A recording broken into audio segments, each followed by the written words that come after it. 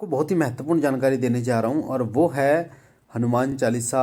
कोई भी चालीसा है, सहस्त्र नाम है, कोई पाठ है या चंडी पाठ है, कोई भी पाठ है, वो कब कार्य करता है। कई लोग जब डरते हैं या प्रेत बाधा किसी को होती है तो वो लोग हनुमान चालीसा का जाप करना शुरू कर देते, पाठ करना शुरू कर देते।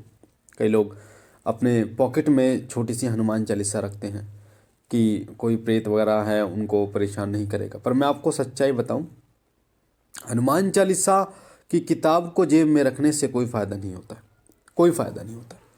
हनुमान जी अतुलित बलधामा है, उनके नाम मात्र सुनने से ही भूत प्रेत जो है वो कांपने लगते हैं।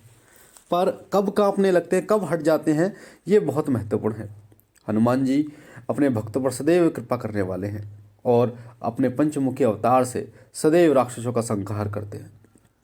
इसलिए हनुमान जी का नाम मात्र ही पर्याप्त होता है वैसे तो प्रेत बाधाओं को हटाने के लिए। पर हनुमान चालीसा जब तक सिद्ध नहीं होती, कोई पाठ जब तक सिद्ध नहीं होता तब तक वो कार्य नहीं करता। उसको सिद्ध करना पड़ता है। बिना जागृत किए वो एकमात्र एक किताब है, सुंदरकांड है या फिर आपकी हनुमान चालीसा है, हनुमान साठिका है, विष्णु सहस्त्र नाम या कुंजिका पाठ है या चंडी पाठ है, ये मात्र एक किताब है। हाँ, अगर आप किसी देवी या देवता के सामने इन्हें पढ़ते हैं तो उसका फल तो आपको प्राप्त होता है।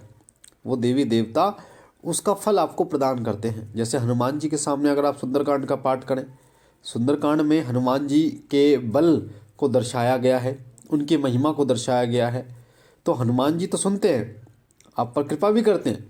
पर अगर आप किसी प्रेत के सामने उसे पढ़ने लगोगे तो उस पर कोई प्रभाव नहीं पड़ेगा। दो चीज़ें हैं, या तो वो पाठ सिद्ध होना चाहिए या वो पाठ सिद्ध होना चाहिए आपके, क्योंकि वो पाठ सिद्ध होने का मतलब होता है कि आपकी वाणी सिद्ध हो जाती है।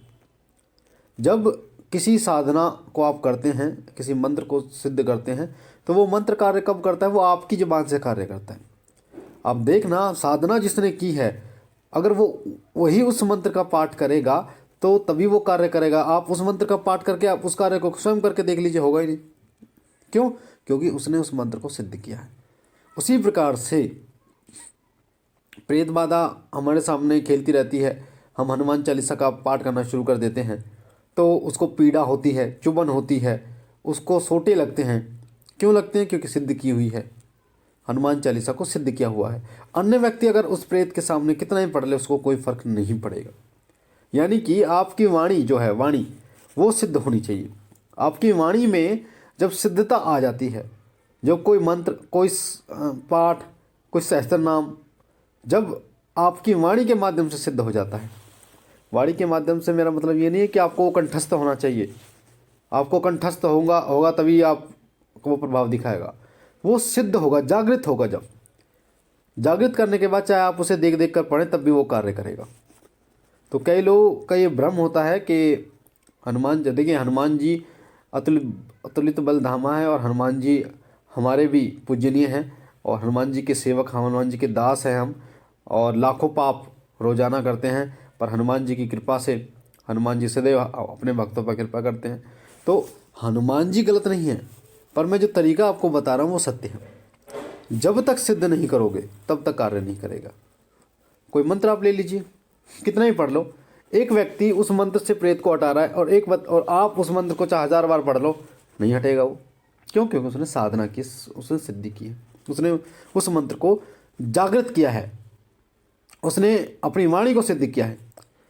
तो उसके मुख से क्यों कार्य करता है और आपके मुख से कार्य क्यों नहीं करता? क्योंकि उसने अपनी वाणी को सिद्ध कर रखा है, जागृत कर रखा है। क्योंकि जब वो पढ़ता है तो उसकी वाणी से जो शब्द निकलते हैं ना, वो तीर के समान होते हैं, वो कील की तरह होते हैं।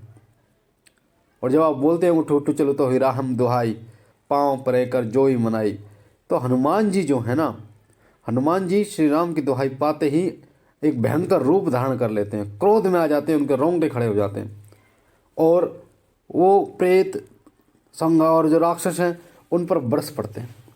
पहली बात तो हनुमान जी के जो सेवक होते हैं, हनुमान जी के जो गण होते हैं, हनुमान जी के जो सेवा में होते हैं, वही नहीं छोड़ते। हनुमान जी तो हुक्म चलाते हैं। हनुमान जी आसन पर बैठकर सिर्फ आदेश देते हैं।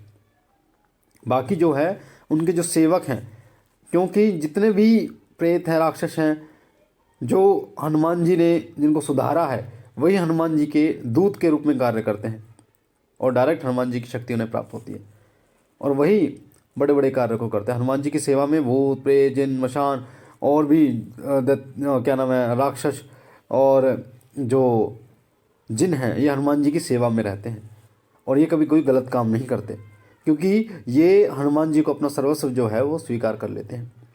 ये नकारात्मकता को त्याग देते हैं, सकारात्मकता को अपना लेते हैं और अपनी मुक्ति के लिए हनुमान जी की सेवा में लग जाते हैं। इसलिए अगर आप भी ये सोच रहे हैं कि हनुमान चालीसा के पाठ से भूत भाग जाएगा, तो बिल्कुल भाग जाएगा, पर वो सिद्ध होनी चाहिए।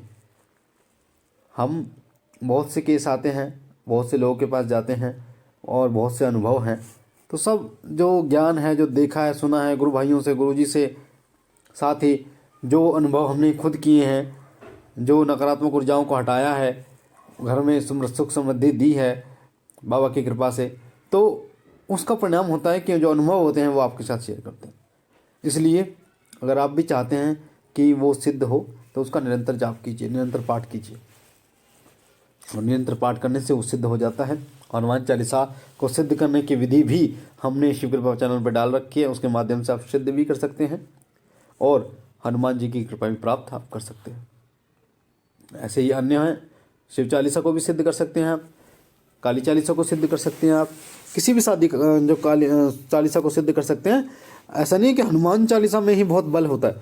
हनुमान चालीसा में बल इसलिए होता है कि हनुमान जी जो है वो जागृत देव हैं, पहली बात। और दूसरी बात यह कि हनुमान चालीसा को गोस्वामी तुलसीदास जी, जो कि एक परम भक्त रहे हैं, जो महात्मा रहे हैं और जिन्होंने स्वयं दर्शन किए हैं प्रभु के, उनको इतना ज्ञान था, एक एक शब्द में उन्होंने ऊर्जा को इकट्ठा किया है, संकलित किया है। इसलिए हनुमान चालीसा में बहुत बल है, पर शिव चालीसा में भी बल है और काली चालीसा, कोई भी चालीसा, और उसमें जो बल है ना, वो आपकी भक्ति बढ़ती है, उसमें जो ऊर्जा है वो आपकी सिद्धता बढ़ती है, जो आप जागृत करते हैं आपकी मेहनत बढ़ती है। इसलिए कार्य सब करते हैं, पर सिद्ध करने के बाद, इसलिए पहले सिद्ध कीजिए, उसके बाद उसका प्रयोग कीजिए। प्रयोग करने के बाद ही आप जान पाएंगे। कई ऐसे लोग होते हैं जिन्होंने मंत्र सिद्ध किया, हनुमान चालीसा सिद्ध की, अपनी तरफ से तो उन्होंने मेहनत की, पर अब पता कैसे चले कि वो सिद्ध हो गई है या नहीं हुई है। तो मैंने आपको बता रखा है कि आप किसी मंत्र को सिद्ध जब करते हैं, किसी चालीसा को सिद्ध करते हैं, तो उसको आजमाए कैसे, पता कैसे चले। तो आपके घर में किसी को सर दर्द की परेशानी है या किसी को वैसी कोई परेशानी है, कोई उल्टे सीधे सपने दिखते हैं, तो आप उस मंत्र को 21 बार 108 बार पढ़कर जल दें, उन्हें अभिमंत्रित करके उसमें 3 फूंके मारें, तो आप देखेंगे वो आराम मिल जाएगा। तो इसका मतलब वो मंत्र कार्य कर रहा है। तो ऐसे ही आप उसका प्रयोग करके देखेंगे तो आपको समझ में आएगा धीरे धीरे। बाकी मुझे आशा है जानकारी अच्छी लगी होगी आपको। पहली बार चैनल पे है तो चैनल को लाइक कीजिए, शेयर कीजिए, सब्सक्राइब कीजिए और शिव कृपा परिवार से जुड़िए। बाबा भोलेनाथ से विनती करता हूँ कि बाबा भोलेनाथ आप पर कृपा करें, आपके घर पर कृपा करें, सदैव आपकी झोली बढ़ते रहे। हम मिलते हैं एक नई जानकारी।